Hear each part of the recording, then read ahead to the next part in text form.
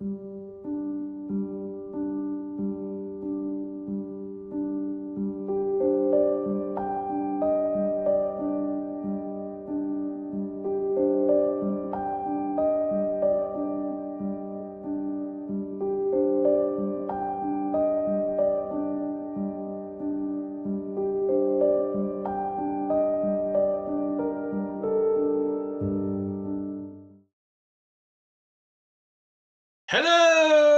Oh, everybody. oh, oh, oh.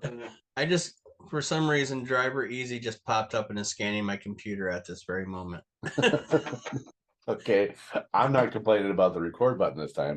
You had issues going on your side, and I'm gonna run with that because I think that's hilarious. I It's closed too it. early to say the word I was going to say in that little bit, but I Right. am usually the one that starts these things complaining about Zoom decided to do an overhaul of the functionality of their program every single week, but not. Right. Right. So, hello, everybody. Welcome to In the Midst of the Shadows. I am one of your hosts, Craig. I'm Jason, and you know what? I'm going to jump right in about what we're talking about because today we're going to talk about premonitions. Yep. Okay, and I had this premonition that as soon as we started this podcast, I would in fact get a phone call from somebody that hadn't called me all morning or hadn't called me since early this morning, and then said, "Well, I'll catch up with you later." And then this window that we're recording this, they would call, and they just did. It's funny you say that because I had a premonition as well. And my premonition was when we were actually supposed to record this episode. I had a premonition that we weren't going to, so I didn't bother researching that day. Oh, and yeah, you're right. We didn't end up doing. I didn't have a premonition. My little friend passed away. My One of Yes. my puppies passed away. So we didn't, and I had a premonition. It's like, you know what? Craig's probably waiting for me to call him to say, "Are we going to do this?" You know, it's before that. But anyway, Yep. But I mean, it was weird because that day I'm like, I don't think we're doing it, so I'm not feeling this. I'm not really. So so okay, if you don't know what a premonition is, I'm just going to jump. Let's just jump right yeah, into this. yep, Okay. So premonitions are also known as a precognition. yes, It's a phenomenon where an individual experiences an awareness of knowledge or awareness of knowledge of future events or situations or something that's going to happen, and sometimes this actually happens.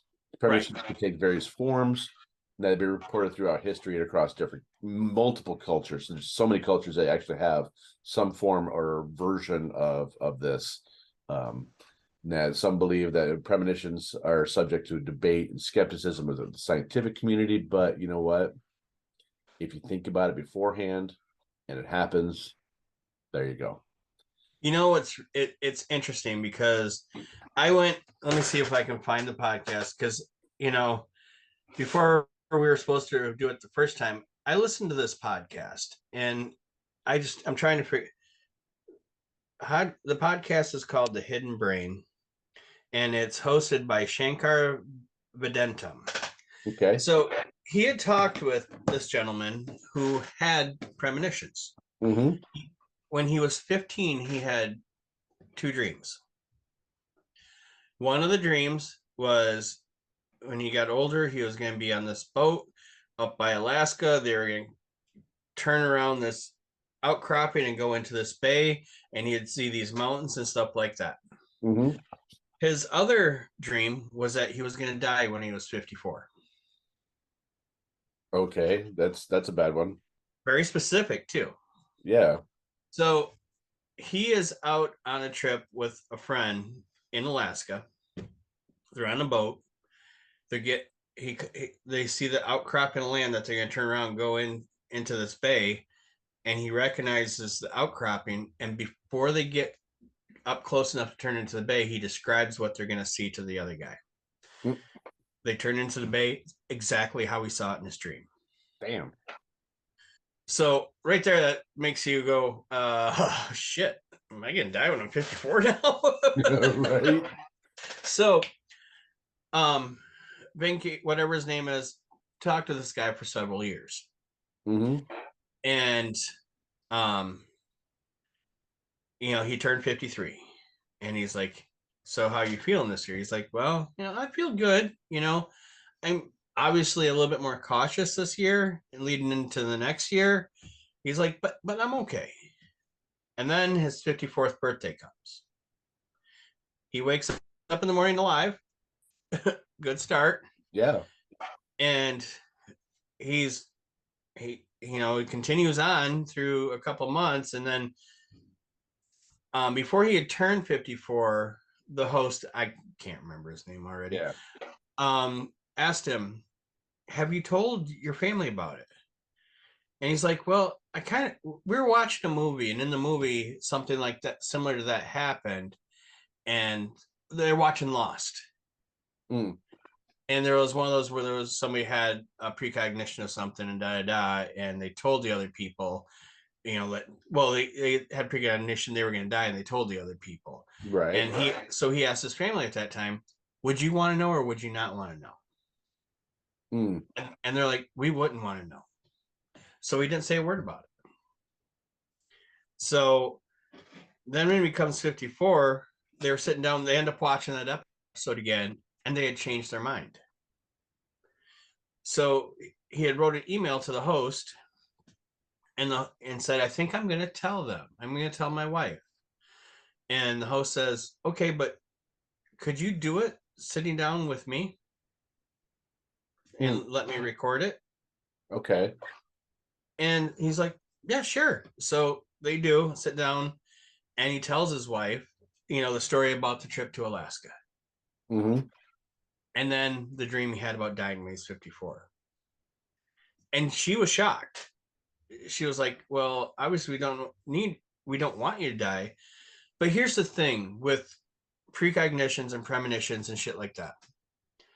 You see something, but like you see your own death, but it could be a symbolic thing where it's like it could be the end of something and the beginning of something new. Right, kind of like dream interpretation. Right. So it's like it's like people all the time have a bad feeling something's going to happen that day. Mm-hmm. I've had it numerous times, and those are usually days I don't leave the house. Yeah. Because the days I have left the house, something bad did happen. Right. And I kind of look at his whole I'm going to die at 54 as like the death card isn't necessarily a bad card in tarot. Right.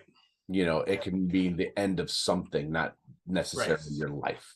Right. So I see where you're coming from. And premonitions don't always have to deal with death or anything like that. No. Like, the whole reason that I even, threw out this idea of doing this episode is this little piece of paper right here.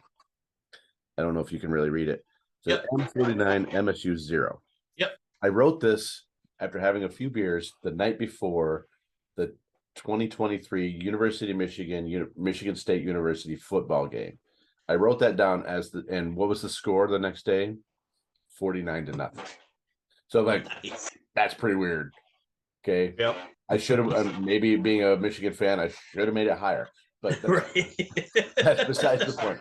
But it could be something as simple as that. It's like, does this have any effect in my life? No. Is it kind of a neat story? Yeah. If people believe I wrote this before the game, I've got no proof that I actually put this on this pad the night before. But while I don't have any real reason to lie. Right. But I want to bring up something interesting before we go into anything further. Okay. So we talked about it through history. So I'm going to read this off the Wikipedia page. It's a very small paragraph. Okay. In 1932, Charles Lindbergh's infant son was kidnapped, murdered, and buried among trees. Psychologists Henry Murray and D.R. Wheeler used the event to test for dream precognition by inviting the public to report any dreams of the child. A total of 1,300 dreams were reported. Only 5% envisioned the child dead, and only 4 of the 1,300 envisioned the location of the grave as among trees. And they knew nothing about them actually finding him dead in the trees when they did that. Oh, wow. So 1,300 people, 4 of them nailed it. Okay. So there's something to be said. Yes, everybody's like, well, it's not science, it's pseudoscience, but pseudoscience or not, if it has results, it has results. And pseudoscience or not, that's also you have to look at, like, our government has done experiments in this. They made a movie about it. Men that stare at goats.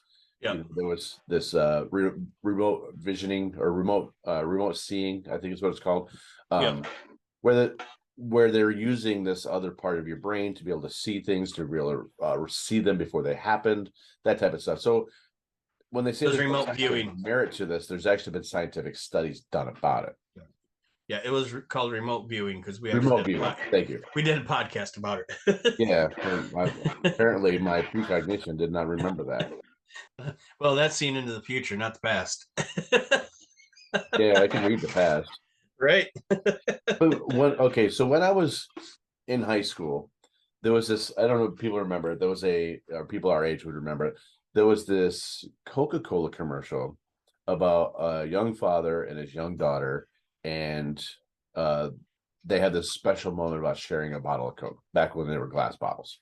Right. So this is the late 80s, early 90s is when I went to high school. In there, I think that was the basis of the dream in itself the first time. But I had this dream where um, I got a woman pregnant. She dies during childbirth, and I'm forced to raise this daughter by myself. And their family wanted nothing to do with it. Well, I had this dream multiple times throughout high school, to the point where, I was really scared about getting somebody pregnant. That was a terrifying uh Right. thing in the back of my always hit me in the back of my head, right? Well, when my son was born, his mother hemorrhaged on the thing and she almost died. Now it was a son that was born, not a daughter, but seeing part of that dream that scared the hell out of me almost coming to fruition in the future, seeing this, I mean, I was petrified. Right. Yeah, absolutely scared. But um Yeah. I mean so it's that. like it didn't happen the way it did in the dream, but it still was there, you know. Yeah. I mean, dreams like that can kind of scar you for life. Mm-hmm. Because I mean, I have very few dreams that I've ever had that I remember. I do not. I mean, when I was younger, I used to always have this dream that I was going to marry a brunette with green eyes. Okay. My first wife was brunette. I couldn't even tell you what color her fucking eyes are, to tell you the truth. No idea. I think they may have been hazel or something like that. But yeah, in the dream we lived happily ever after. Not so much in what really Were her eyes happened. black? Her soul was. I shouldn't say this in case any of my kids listening to it. But it's. But I had that dream, and so I was always looking, and then after going through 11 years with this person, I decided, yeah, fuck that dream. I'm just gonna Mm. find. I'm just gonna go with the flow, and so that's what I did. But also, I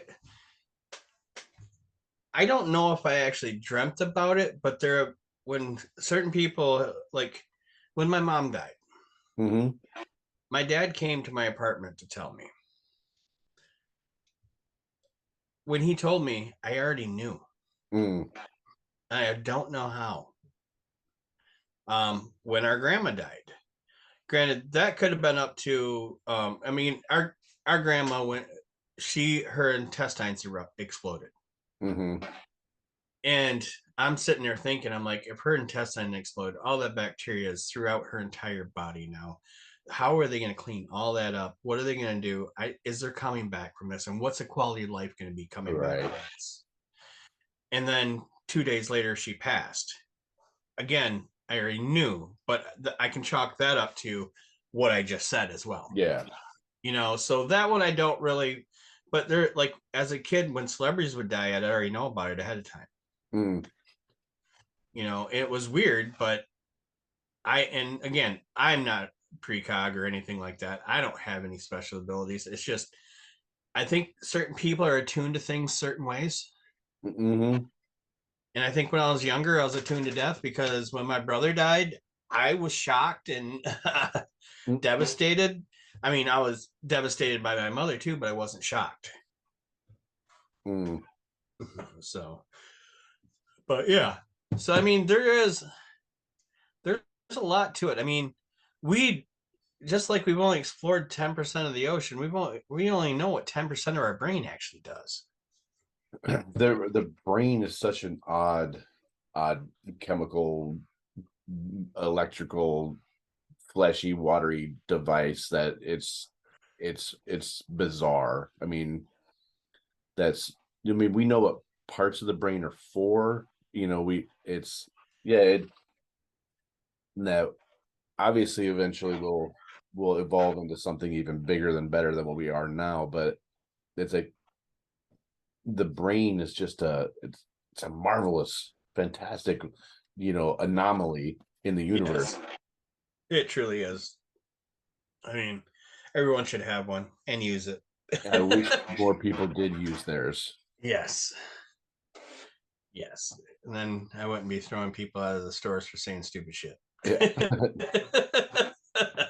Yeah. And it's like, well, we're talking about this, I'm going to go back to the skepticism part of it, because many scientists or skeptics argue that reported phenomena can be explained by chance, selective memory, confirmation bias, and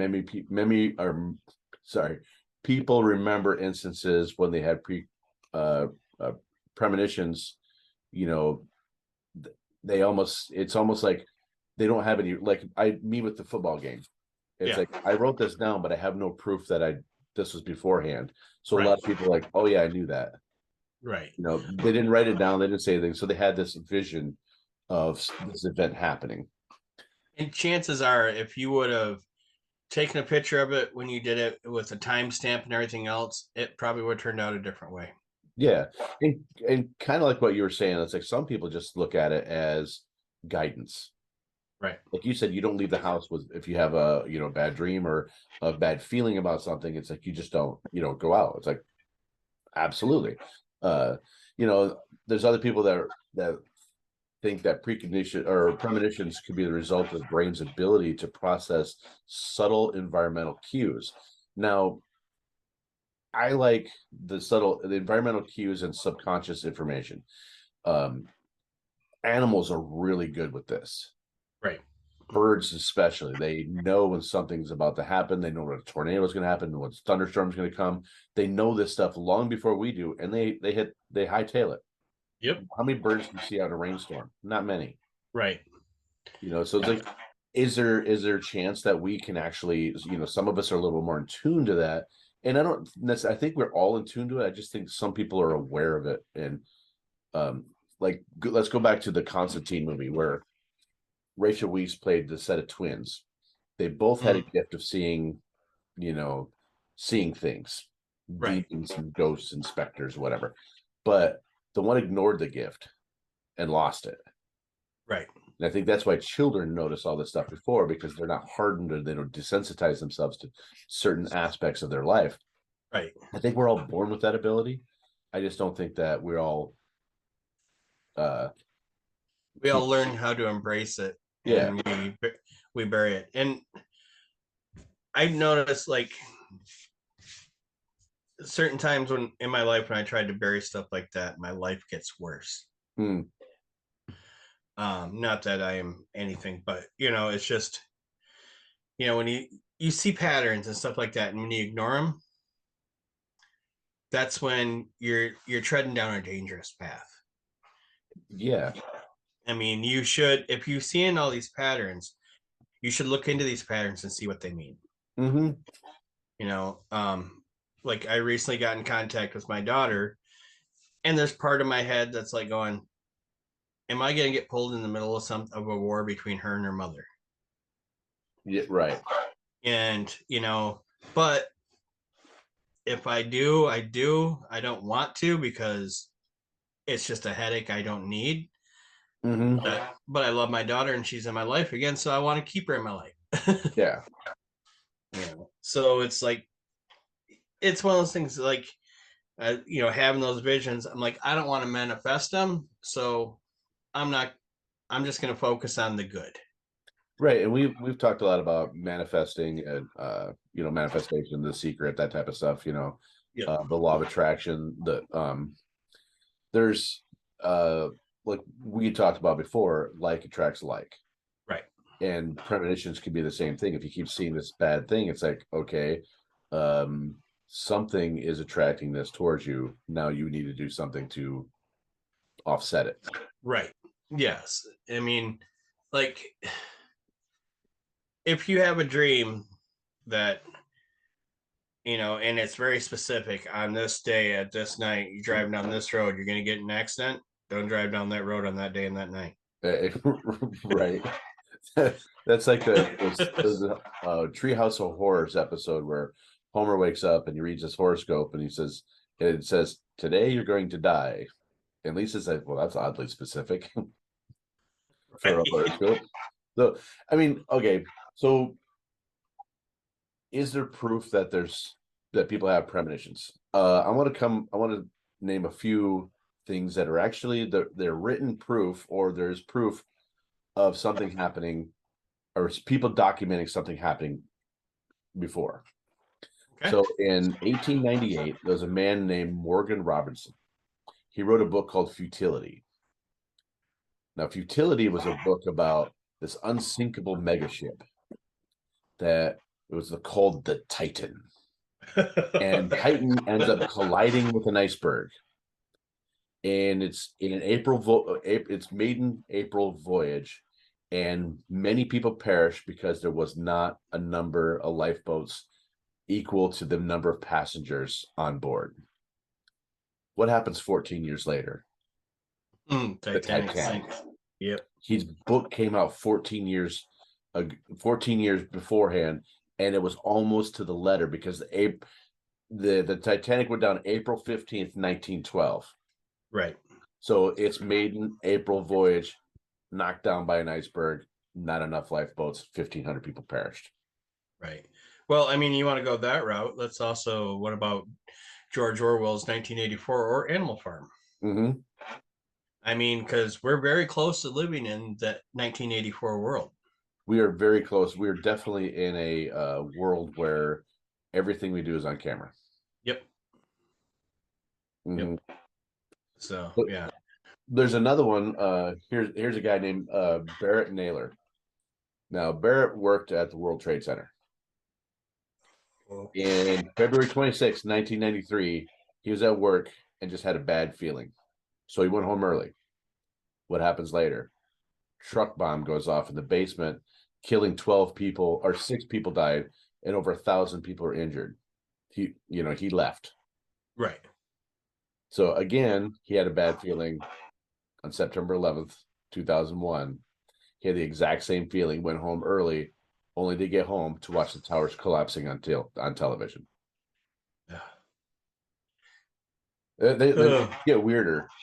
Yeah. I mean, there's a lot of them. I mean, no, Nostradamus, a lot of his came true. I Oh, mean, people call them prophecies, but prophecies and premonitions are pretty much the same thing. exactly. Where is it? Oh, here we go.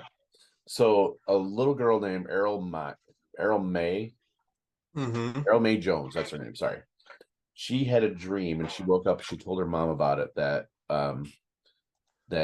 she wasn't afraid to go to school and she wasn't afraid to die, but she had this feeling, or she had this dream about a black substance Covering the school. covering the school. Yep. She goes, I'm not afraid to die though, because I will be with her friends Peter and June.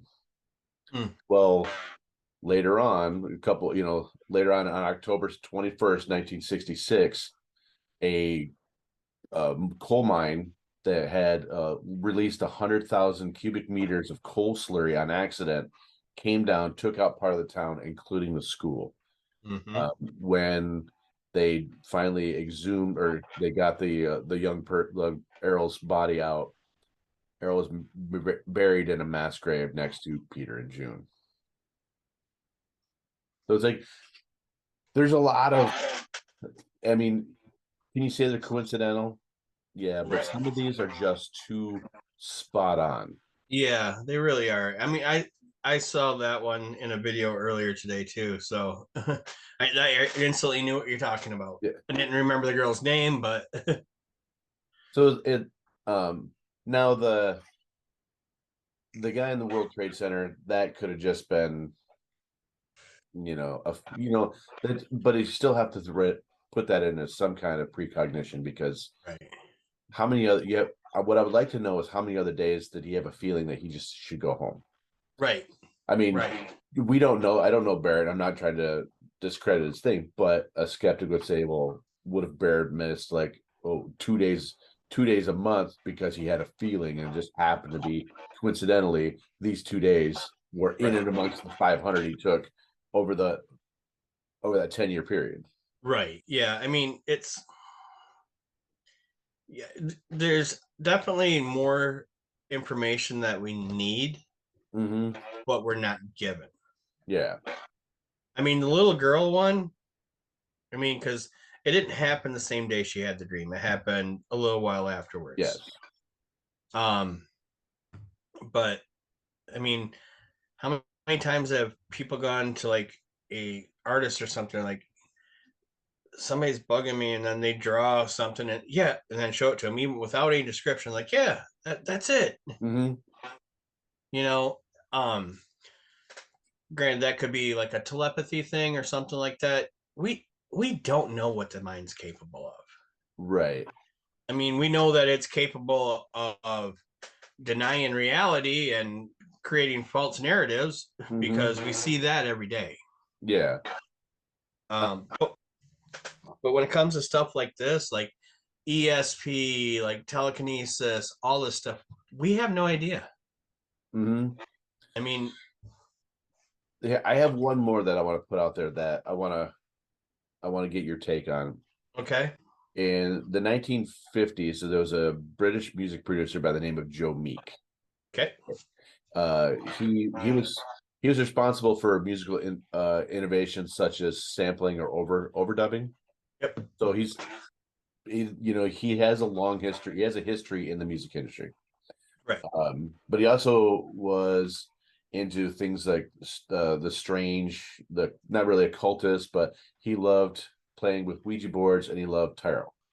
right, So one night in 1958, he and some friends were playing with tarot cards. Then they jumped to the Ouija board, and one of the messages that was said there, he was on it with a friend, and one of the messages said, February the 3rd, Buddy Holly dies. So horrified, Meek, being a big Buddy Holly fan, uh, right. desperately tried to get his message to the singer. February 3rd, 1950. That happened in 1958. Okay, so by February 3rd, 1958, he's freaking the hell out. And February 3rd comes and goes. Nothing happens. So he still felt that he needed to deliver the message, but he was less inclined now because, uh he Date's already come and yeah, gone. it's already come and gone. So it's like it was false, whatever. February 3rd, 1959, the plane went down that had Buddy Holly, the Big Bopper, and Richie Valens. Mhm. So it was February 3rd, just the wrong year. Right. And then February 3rd, 1967, Joe Meek tragically shot his landlord and then himself in a fit of desperation and insanity. See, don't fuck with Ouija boards. Exactly. Exactly. I mean, I mean, let's look back to early the early 1900s. mhm, I mean, I believe in possession. yes. Um, how many people that were in these institutes were probably possessed? A fair amount. And like, okay, so years before, they would have thought of a lot of these um mental illnesses that were actually mental illnesses were in fact possession. Right. And then Like as we got schizophrenia. Yeah, as we got further along in our medical Knowledge. evolution, um, we started thinking of all these things. We started diagnosing these things properly, but then there's still some that were misdiagnosed that probably were something else. Right. Possession, maybe. Could very well be. I mean, you, how many ghost hunter shows do you see where they're going to some sort of mental asylum Mm-hmm.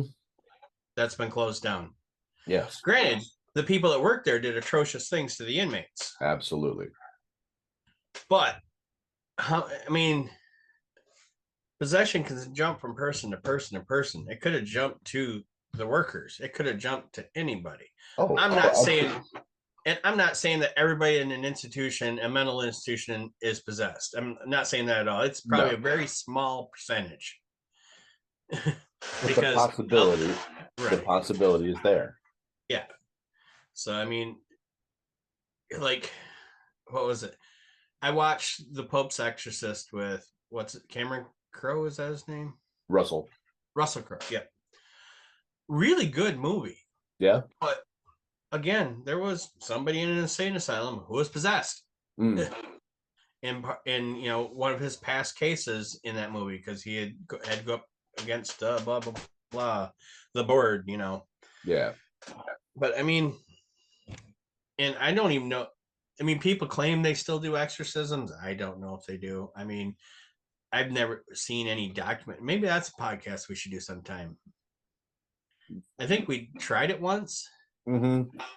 and then we had a shitload of technical We difficulties. did. We did. As a matter of fact, we had to actually try that one twice because our internet connections were going out. We couldn't get it to record. And the Zoom one was with screwing up.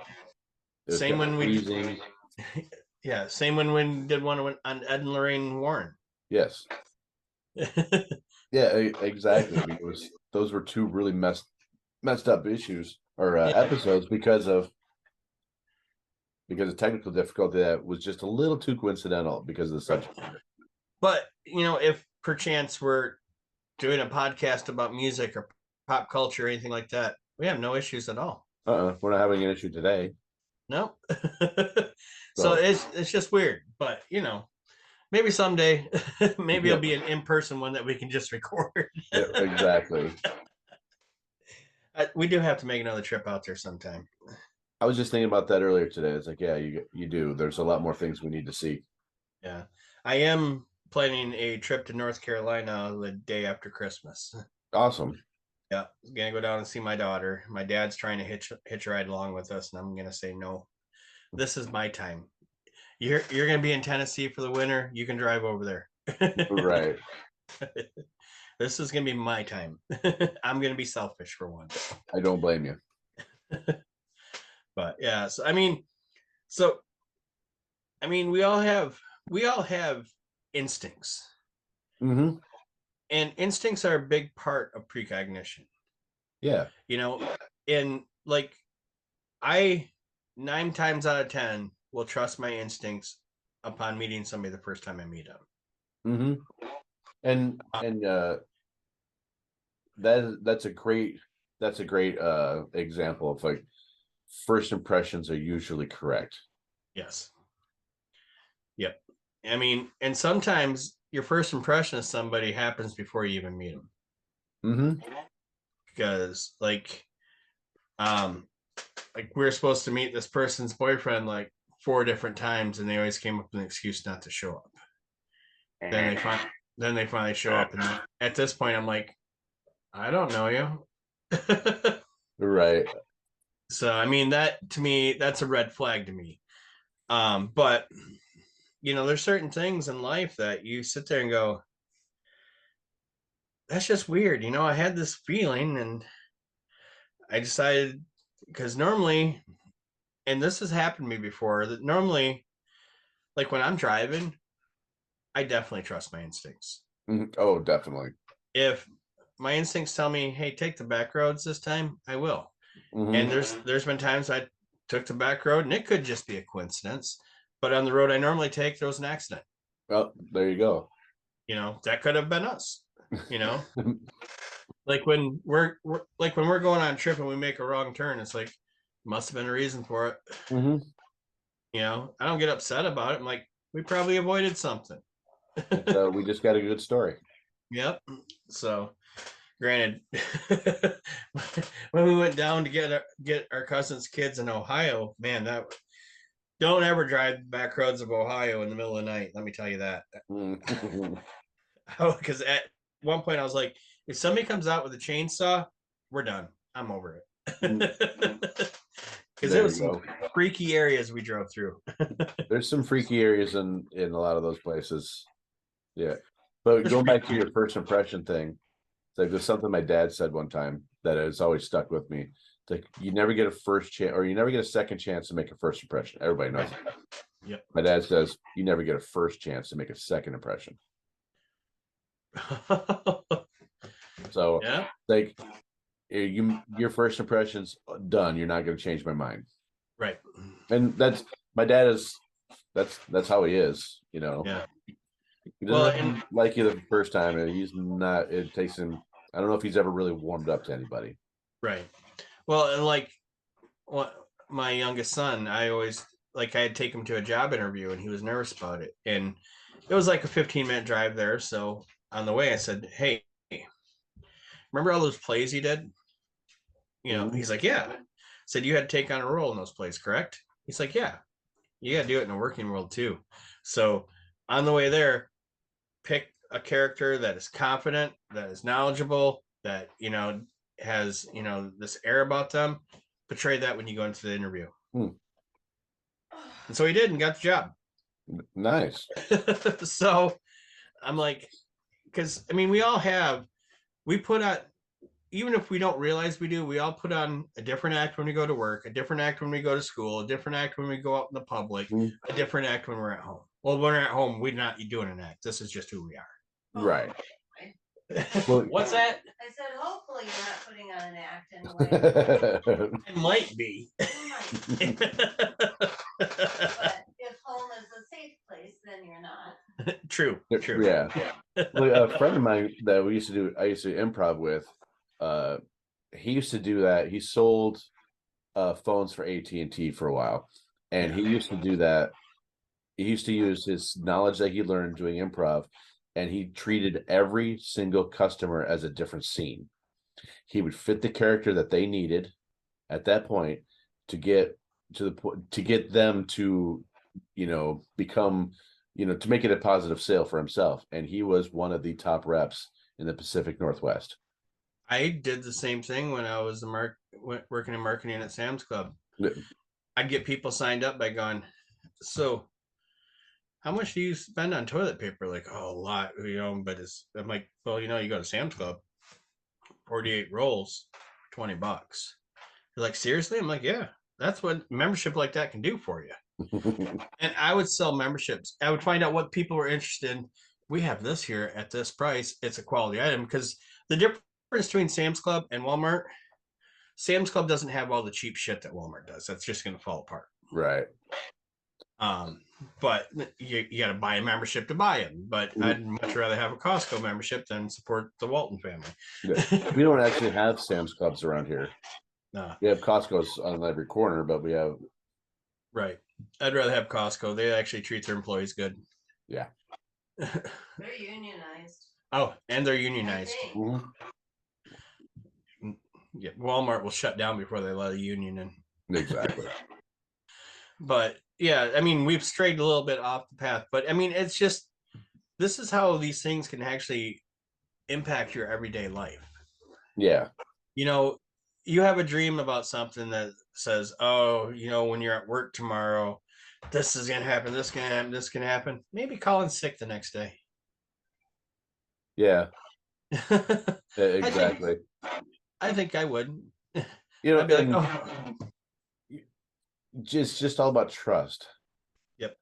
Trusting yourself, Yep. trust the situation. You know what? It's one of those things where a lot of people in horror movies would live longer if they just trusted their instincts. Right. And you don't walk through a house screaming for whoever you're looking for. Right, because they're already chained up in the basement. So yeah, and you're just to the basement and look for your friend first. Yeah, you're just pinpointing your location. Mhm. It's like I'm like, you might as well walk into the house going, "Hey, can you kill me right here?" Just put your air tag on and just track me wherever we want. Yep. Oh, that stuff always killed me about horror movies. I'm like, why are you fucking yelling? Mhm. You want to die? Right. You don't do that if you're a ninja assassin or a sniper or a serial or contract killer. You don't do well. But for some reason in that genre, all of the prey are dumb. Yes. Yep. And back until recently, if you're African American, you're going to be the first person to die in it. True. And if you're a white woman, you're the last one to live. Yep. You're usually the one that wins. Mm-hmm. With a shitload of psychological trauma and PTSD to follow. And then there's usually like a end scene or a cut scene that makes it look, did she really live? Right. Oh. Yeah. Minorities usually die first, and then I mean, if you watch Scream, then it breaks it all down. Right, exactly. Jamie Kennedy does a fantastic job of breaking down all of that stuff. Yeah, he really does. So, It was so hard definitely, not to. We definitely strayed away from Precognitions or premonitions. So I'm going to go ahead and just go ahead and say, well, let's put a bow on this one. Yep. So we hopefully intrigued you enough to look into it more for yourself. Exactly. And if you actually thought about this episode before you saw it, put that down in the comments. We want to know. Yeah, that'd be cool. And if you want to hear us talk about something else, put that in the comments too. Put that in the comments as well. But all right, with that being said, peace out, guys. Love you. They love you, bitches. Bye. And oh, it's up here now. Stop recording now. And it's still recording.